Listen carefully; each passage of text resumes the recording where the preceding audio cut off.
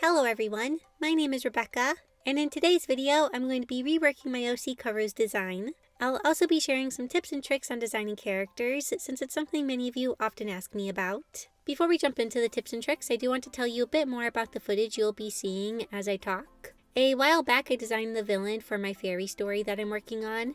This is Karu, and I am reworking his design because I've never been a huge fan of how I designed his torso area. Plus, he now grows a different plant, and this change makes it so parts of his design no longer work. He originally grew a strangler fig, but due to lore reasons that no longer works, so he now grows a daughter plant, sometimes known as the strangler plant. So it's very similar to the original thing he grew, but also very different. The original plant was more of a tree, whereas this one is more of a vine. Alongside changing up the design of his torso, I'll also be adjusting his hands and feet to better fit the new plant type. I will also draw a character sheet after getting his design in place. Taking a rough idea for a character and bringing it to life is always such a rewarding process to me, so designing original characters is one of my favorite things to do since it is so fun. But something that is also really fun is sharing your characters with others, and that is something you can do on Unveil, the sponsor of today's video. Connect with other artists, writers, creatives, and storytellers on Unveil. Unveil is a home to share your work without all the AI art, NFTs, clickbait, and stressors that come with other platforms. On Unveil, you can share your work with a welcoming community of 150,000 members and over 3 million monthly visitors. Build character pages that tell others all about your characters, and get into all of their details in the trait section. And don't forget to customize the page with themes to fit your character's look. I really love that you can do this. Partake in the question of the day to learn more about your characters and other people's characters. The questions you answer will appear in the trivia section of your OC. Discover trending or recently added characters, worlds, writings, and art through the Explore tab. You can also use the random feature. This is one of my favorite ways to look at characters. It's a lot of fun. Check out Unveil and start sharing your characters. There's a link in the description and pinned comment. Also, feel free to follow me under the name Love to Draw Manga. Thank you so much again to Unveil for sponsoring this video. Now let's start talking about my tips for designing characters. For my tips, I don't only want to focus on the designing part of the process, I also want to talk a bit about the starting phases of creating a character. So here are some questions you can ask yourself to help you get started. 1. What is this character's purpose? The purpose for a character can change a lot about its design. Like if the character is a VTuber model, is the model portraying characteristics of yourself, a persona, or is the VTuber its own character? If this character is for a story, what is their role in the story, and how will this role affect their design? Are they the hero, villain, plucky sidekick, or love interest? The role a character plays can affect the design direction, like what shapes and colors are used. We'll talk more about these things later on in the video. Now you might be thinking, Becca, I'm making a character just to make a character. They don't really have a purpose like being for a big project. And well, if you are making a character just to make a character for fun, is there a way you can make their design more purposeful? A good example I can think of is that my art friend Rin Spirit Art makes characters that help her draw things that she wants to get better at. Like her OC Masaki is a florist and encourages her to draw flowers. She also has her OC Koji that is younger and helps her draw characters of different ages. Just because you're making a character for fun doesn't mean they can't also have a purpose. Another question to ask yourself is how often or how many times will you need to draw the character? Characters that are drawn less, like VTubers and 3D modeled characters, tend to be more detailed than characters that need to be drawn over and over. However, this isn't always the case, of course. If there is a team working on a project, you will see more detailed designs, even if a character has to be drawn a lot. However, I'm a one-person show, so when I'm designing characters, something I try to keep in mind is how many times I'll need to draw them. For example, my OCs Esther and Clarence have designs that are a bit more complicated and have tiny accessories, since for their designs, I don't have to draw them very often. On the other hand, when I'm designing characters for my fairy world, I try to keep the designs a bit more simple, since I know I will be drawing many of them over and over. The same goes for characters in my webcomic, My Next Door Neighbors. Karu here is a bit of a special exception. While yes, he is for an illustrated story where I will have to draw him multiple times, I imagine he won't appear nearly as much as the main character and her crew, so I'm okay with adding more details to him. And I'm not saying you can't make characters that you need to draw a lot super detailed. You totally can if you want to. Just be prepared for what you're getting yourself into. So once you have a general idea for the character and its purpose, the next step is to find inspiration.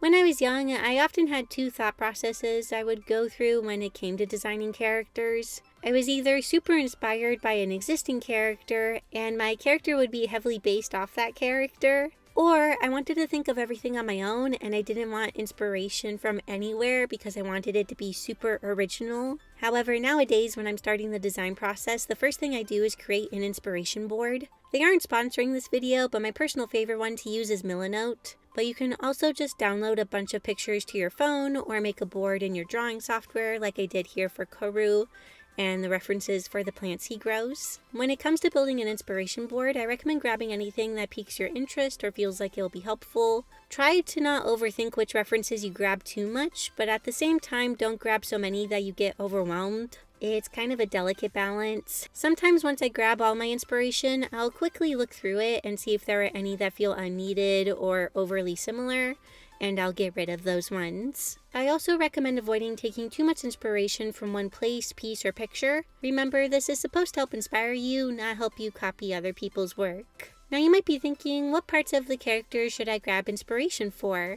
And for myself, I tend to grab inspiration more often for clothing, colors, and maybe details that I know I want the character to have, but I have a very limited knowledge about those details. Like maybe I want a character to have a fancy scepter, so then I will find a bunch of pictures of fancy scepters to help me design my own scepter. Once I finish my inspiration board, I go into the design process. Most often, I'll draw the character in a simple front-facing view like the one you're seeing here. I will also sometimes draw a full character turnaround if I feel it is needed. I didn't do that today, but I plan to once I get closer to actually working on this story and I need full references for the characters. My next tip is to think about each feature of the character and how you want it to look. Up until more recently, a lot of my characters have had similar features, and the only thing I would really change is the hair and the eyes. I would sometimes include different body types, but not super often since I found them a bit harder to draw sometimes. However, I've been working on drawing different types of facial features and body types.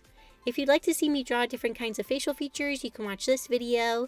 And if you'd like to see me draw different body types, you can watch this video. Anyways, these are some of the questions I ask myself when I'm designing. What is their body type and how tall are they? What is their face shape? What shapes are their facial features like eyes, nose, and so on? Are these features unique compared to other characters this character will interact with often? For example, I tried to make Alfred and his friends all very different from one another. The same kind of applies for Pariah and the people she will interact with a lot. Asking myself these questions can help me make my characters more unique from one another. A trick that is good to do if you want to be able to tell if your characters are different enough from one another is to remove their colors, as well as their hair. If they look like twins without these two things, you may want to try to make them more different from one another, unless you are trying to design characters that look similar on purpose. This tip is kind of related to our current subject, and it's to learn about shape language. What shapes are used for a character can convey a lot, and I could probably spend a whole video talking about this, but here is a quick and basic rundown. Using a lot of circular shapes can make a character feel friendly. Using a lot of square bulky shapes can make a character feel strong or tough. And using slender sharp shapes can make a character feel cool. You can apply these shapes to all parts of a character. For Koru, I'm using a mixture of sharp shapes alongside bulky shapes. I want his design to feel strong, and the sharper shapes also help him feel a bit more villainous. Also, alongside the shape language, try to keep your character's silhouette in mind. Making sure characters have unique silhouettes can also help keep them from looking the same. This next tip probably seems kind of obvious or simple, but make sure the hairstyle fits the character. Just like all the other details, how the character's hair is styled can say a lot. If the character is easygoing and lazy, giving them a messy or low-maintenance hairstyle makes sense. However, if the character is more uptight and cares a lot about looks, they would probably style their hair more neatly. Or maybe the hairstyle needs to fit their day-to-day life. Like if they are a baker, they probably wear their hair up a lot more. Or if they are a knight, having a shorter practical hairstyle best suits their day-to-day activities. Koru's hairstyle is supposed to kind of mimic his plant, so it's long and is broken up into vine-like shapes. His hair is slightly styled. He cares enough about his looks to style his hair, but not enough to get regular haircuts. I imagine he pulls the front pieces back to keep them out of his face because he prefers to not have his vision obstructed at all. He has trust issues. But next let's talk about color choices. Colors can have very different feelings and can even change in feeling depending on how they are paired. For example, blue For blue, I often first think of it as calm, gentle, approachable. We can get a character kind of like Silver Mist. However, it can also be depressing, cold, and eerie, and we can get a character like Hades. While yes, both of these are using blue as their main color, they are using blue in different ways. Another example is I often feel like orange is a happy color, and I would often not use it for a villain. However, Koru's plant is orange, so I want to use it as an accent color. And even though orange often feels happy, by pairing it with other colors and this character's design, we can make it feel more menacing. This was a super helpful tip I saw for placing colors in a design, and it's the 60-30-10 ratio. So basically 60% of your character's design is one color, 30% is another color, and 10% is the last color. Now obviously you do not need to stick to these exact percentages and only use 3 colors, but it can be a really helpful guide. Another thing that is important is to include balance of lighter and darker colors. Having a variety of color values not only adds interest, it also can make things easier to understand and read. Like for Koru's shirt, I made it an off-white since I felt like the brighter color offered a good amount of contrast, as well as readability. Oh, and a kind of add-on to this is that it can help to use different saturation levels. Of course, you can make your character colors all super bright or super muted, depending on what you're going for. But if there is a color that you want to make pop, making it the most saturated and the other colors more muted can be helpful. Like for Koru, the orange is very saturated and bright, while all of his other colors are very muted. This last tip related to colors is one I feel like I could spend a whole video talking about. But taking time to study some basic color theory can be super helpful. Yes, I know color theory can be super complicated, and learning it can be tricky. But even just learning basic color schemes like complementary, split complementary, triadic, and so on can be super helpful. Koru's color scheme was a triadic color scheme when he had his green pants. I'm going back and forth on the blue color for the pants, and I'm also going back and forth on the face markings. These details will only stay if the current plot idea I have works out, but I'm not sure if it will. If it does not, I'm going to go back to the green and no face markings. These last tips are all kind of ones that I didn't know how to slot into other categories, so here they are now. Be careful when adding details. If you do want to make a very detailed design, make sure to also have areas where the viewer's eye can visually rest. For example, a lot is going on in this area, so I kept Koru's upper arms empty to provide balance. And by keeping his arms more empty, it allows the viewer to have more attention on the focal point instead of getting distracted on his arms. Body language says a lot. While yes, it is technically not a part of the character's design itself, it is still super important. You can have the same design drawn with different kinds of body language, and it will make the character come off very differently. Like if I posed Koru the same way I posed Doris, he would feel like a very different character. Don't worry about your character needing to be the most original character ever. No matter how hard you try, your character will pretty much always be compared to some other character.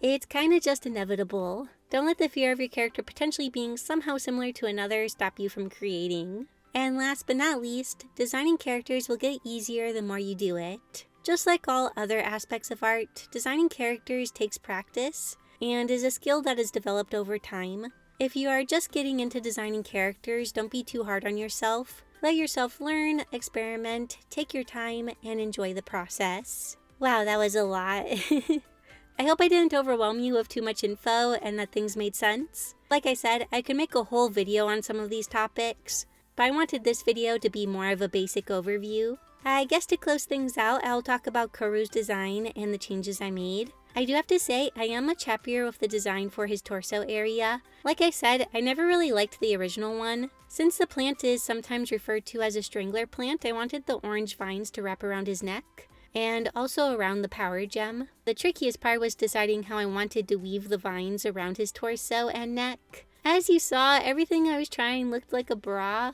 However, I started to look at men's shirts and found ones like this, and they felt like a good fit. I needed the chest area to be open because I want the gem to be in direct contact with his skin. I am considering adding some scarring around the gem to kind of indicate that the gem is becoming one with him. Also, I don't know how I feel about his new arms and feet. I kind of really liked the old ones, but like I said, the old ones really only worked with the old plant and colors. Overall, I do feel like I like the new arms and how the vines are coming out of them, but I may play around with some shoe designs for the feet. So yeah, overall I feel like this is a step in the right direction. Like I said, I may go back to green pants and also get rid of the face markings, depending on how things go plot-wise. I have a very interesting idea that I want to go with, but I'm not sure if it will work, but I hope it does. Oh, also, I did edit this drawing of Kaoru the day after I had drawn all of these because I wasn't feeling very happy with this one, and I wasn't sure if I wanted to take the time to fix it, but I'm really happy I did since I do like this drawing more now. Before, I kind of hated it. Anyways, here is Kaoru's reworked design along with a character page. I had fun drawing his different expressions and exploring his character a bit, and I hope the info I shared in this video was helpful to you and that you enjoyed it. Before we end, I want to thank my super awesome YouTube members and Patreon patrons for their support. It means so much to me. And thank you for watching this video, and I'll see you all in my next video. Bye!